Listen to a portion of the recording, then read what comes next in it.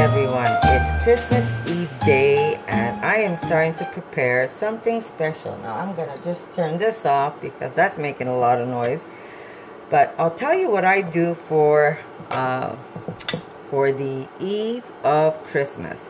It's basically an all-day cooking for me, and we as Italians used to have the 7 fishes, but since we're vegan and we don't do fish, and I didn't get a chance to make some of my homemade fish, I went out and I bought, I'm going to show you what it looks like. I'm going to put this aside. Here we go. Not sure if you can see it. There's this Buddhist that has this beautiful vegan meats that they make, and he's up in the plateau area of Montreal. And if you've come to Montreal or if you live in Montreal, you know about this guy. And he has every type of meat you could imagine, such as duck, which tastes like smoked ham. It's delicious.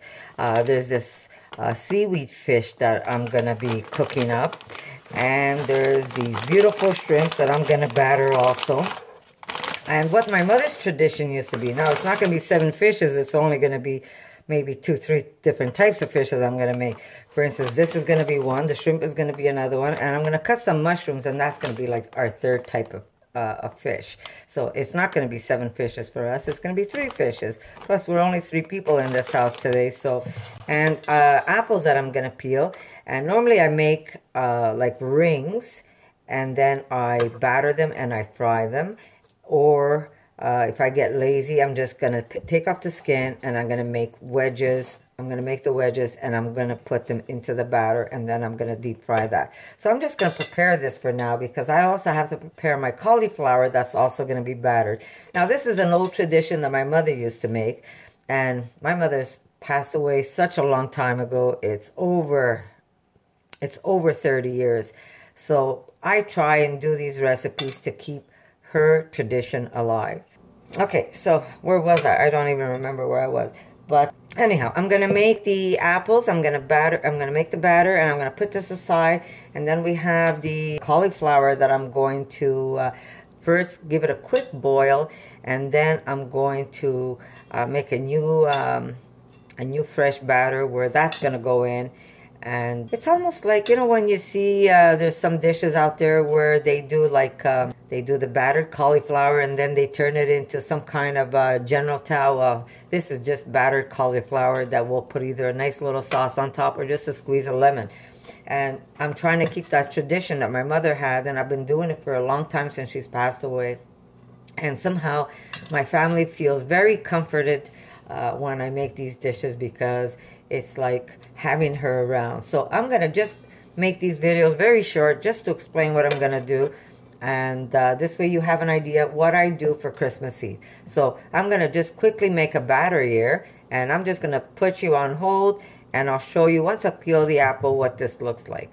And I'll give you an idea of what I put into the mixture, which is basically a little bit of milk, some magic or baking soda, a little bit of salt, a little bit of oil, but I'm going to use vegetable oil or coconut oil rather than olive oil. You don't want to do the olive oil when you're doing the apple. If you have avocado oil, you can actually use that. And if I could just simply open it, here we go. So just a little bit of coconut oil. We're going to put some salt. And like I said, everything is done for me by eye. Now, this batter, I'm not going to put any sugar, but what I do is after it's cooked, I sprinkle cinnamon and some powdered sugar on top of these. And these are going to be like the first things that people are going to be munching on when I start laying this on the table. My table, slowly, I'll be laying stuff on it. So I'm going to clean these apples, throw it in there. There we go. You can use whatever milk you have. Let it be soy milk, almond milk. And we're just going to give this a quick mix. Now the batter, like I said, the batter consists of oil, a little bit of salt, some soy milk, flour, we're going to put some magic or baking soda, but you want your batter to be a little thick. Not this thick. This is way too thick. So I'm even going to add some water to break this up a little, not just milk.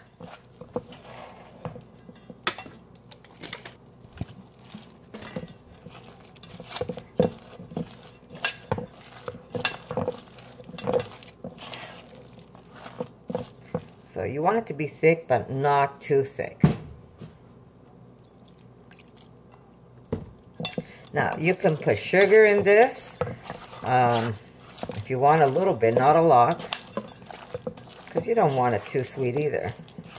So I'm just going to take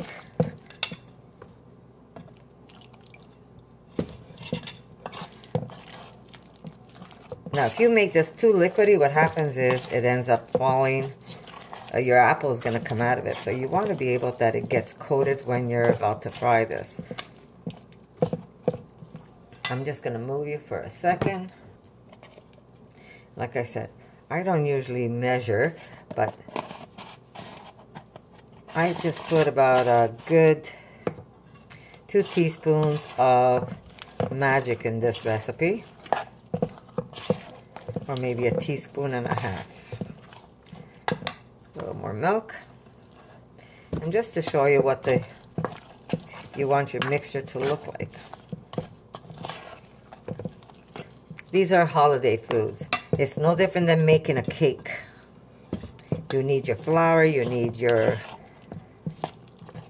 milk, and whatever else you're going to put in it. So, and it's not that you're going to sit there and eat the whole thing. This is, I'm obviously making this for a lot of people, but you don't have to make as much. But you get the idea. You always need at least a teaspoon of magic when you make your batter. Let it be a small batch of batter or a large batch. Now, instead of making rings, I'm making wedges. It's just easier for me because I have so many I have to make. So many things, so many dishes, that I am going to just make life easy for me. Now, normally I have raisins rather than cranberries, but cranberries are going to be just as good. There we go. It's going to be just as good. I wasn't going to make my husband run out for me again. He's already out there. If I ask him to go out one more time, he might just lose it. And I just simply forgot. You know, when you have Christmas shopping, the gifts, and all the foods you have to prepare, you just forget. Now, these are going to be the first things I'm going to fry up. But you're going to sprinkle some cinnamon on top of this. I'm going to put a handful of walnuts as soon as I get a chance. So it's almost like an apple pie. Okay, so I'm just going to crush up some walnuts. And I'm going to, now this is not a necessity, but it just adds more of that holiday taste. Now, I wish I had the raisins because it really would be, sorry, I'm off camera again. It really would be nice to have the raisins rather than the cranberries. But like I said, we make do with what we have. And this is going to be simply delicious. I probably have some raisins, but I got to look for them. And right now, my pantry's a mess, believe it or not. So, I'm not going to do that. So, okay, so this is the first thing that I will be frying. But I will cut up my cauliflower because that's another thing that I make. I'm going to show you. Okay. Here we go. Now this is just battered cauliflower that we're going to also fry. Now, for the holidays, like I said, we either get it with a little bit of, we just squeeze a little bit of lemon.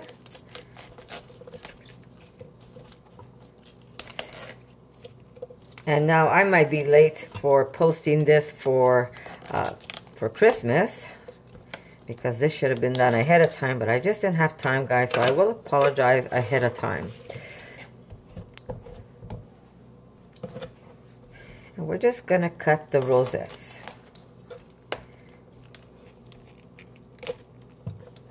Now you don't want them this big. I'll show you what I do. But you want a nice bite size. Now don't throw away that stem. If you're not cooking it up, which you could, I mean, you can make slices and just throw it into the batter. But you could always use it in soup stocks. So just throw it in the freezer if you're not using the stem. I have like a bag in the freezer where I just throw everything that I'm gonna throw in a soup base. So for instance, this will go into the bag, into the freezer. And if I have maybe a leftover mushroom, that goes into the bag. If I have a piece of onion, that goes into the bag. And then when I'm making a soup, or if I want to make a broth where you're going to discard the stuff, you just throw them as is right into your water, in your broth, and you let it cook slowly, and you get all these wonderful flavors just by having these little bits that normally would go into the garbage. So now you want your cauliflower to be this size. You could even make them a little bigger this size, but I wouldn't. I'm just going to take that and knock it over to the side. See, you can make them big like this if you want. Well, we're going to play by ear. This one's way too big. So we're going to just cut this up and make smaller pieces.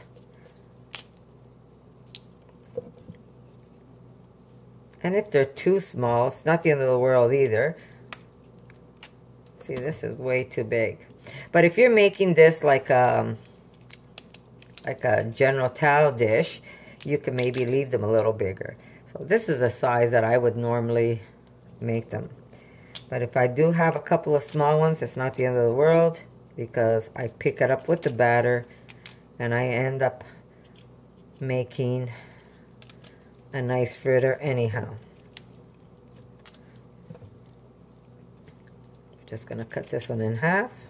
So what I'm gonna do now, I'm gonna bring these to a fast boil, but I'm not gonna overcook this because these are gonna get fried again. So if you overcook this in the water, you're gonna have a big soppy mess when you bite into it.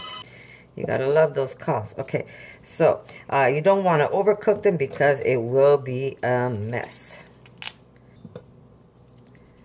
Some of the pieces are a little big, but hey, it is what it is. So I'm just gonna put these, like I said, I have my pot ready, and I'm just gonna put them in, but I'm not gonna over boil these. I just want these to kind of almost go just a little transparent, because if you overcook it, then when you go deep fry these, you're really not gonna have, you're gonna have a mushy mess. So you want it that it still has a nice little bite. So I'm just gonna put these in, and then we're gonna make these as our second fry. Apples get fried first, and then these will be the second things we're gonna be frying. So I'll see you in a bit, guys. Okay, so here we go. I just took them out of the water. What you want is you just want these to be blanched.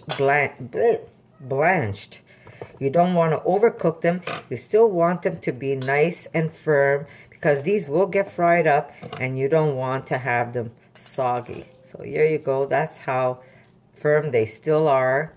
And we're just gonna either run them under cold water. If you find that they're like way too soft, then just run them under water and stop the cooking process. But if you find there's still a nice little bite to them, then you could just leave them in a bowl with no water and just let them cool off on their own.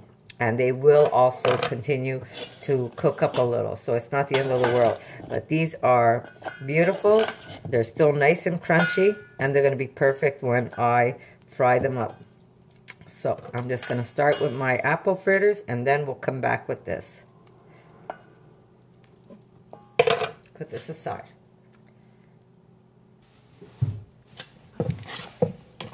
Okay, so I've got... I'm shaking you guys up today. Okay, do you see how it's thick and not very watery? This is how we want our batter. But we're going to leave it very simple, and we're going to fry it as is, and then just sprinkle the sugar and the cinnamon on top. But if it's the only thing that you're frying, jazz it up. Put some vanilla in the batter. Put some, not a lot of sugar, put a little bit of sugar, because sugar will fry up really fast in your oil. And then you might get the inside not as cooked. So do jazz it up. You could even put some rice. I don't know if any of you have tried my rice donuts. They're delicious. So if you put a little bit of rice in this batter, it's going to be pretty good, let me tell you. I have some. I could just simply put some in now, or just leave it the traditional way, which I'm going to be doing, that we're all accustomed to. So that's what I'm going to be doing right now. So as soon as this oil gets hot, I'm going to show you what they look like.